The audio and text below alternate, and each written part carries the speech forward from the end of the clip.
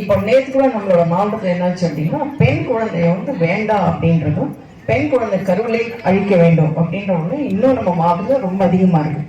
அந்த ஒரு எண்ணம் தயவுசெய்து நம்மளுக்கு வேணாம். பெண் குழந்தைங்க வந்து கண்டிப்பாக நல்லா உயர்ந்து வருவாங்க அப்படின்னு தெரிஞ்சுக்கொள்கிறேன். நேற்று என்னாச்சு அப்படின்னா, ஒரு தாய் வந்து முதல் குழந்தை பெண், இரண்டாவது குழந்தை பெண், மூன்றாவது ஒரு குழந்தை பிறக்க போகுது.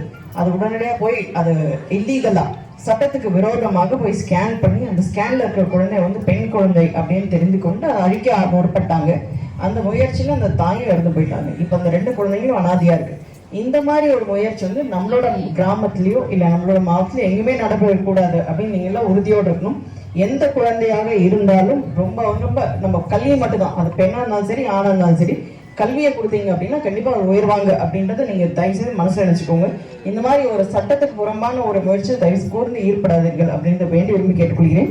அப்படியே யாராவது போறாங்க, உங்களுக்கு தெரிஞ்சவங்க அப்படி போறாங்க அப்படின்னாங்கன்னா நீங்க தயவு எங்களுக்கு வந்து ஒரு கால் பண்ணுங்க. கால் பண்ணி சொல்லுங்க இந்த மாதிரி ஒன்று நடக்குது அப்படின்றதும், எந்த ஸ்கேன் சென்டர்ல இந்த மாதிரி நடக்குது அப்படின்ற தகவலை நீங்க கொடுத்தீங்க அப்படின்னா அந்த ஸ்கேன் சென்டர் மேலே நடவடிக்கையும் நாங்கள் எடுப்போம்.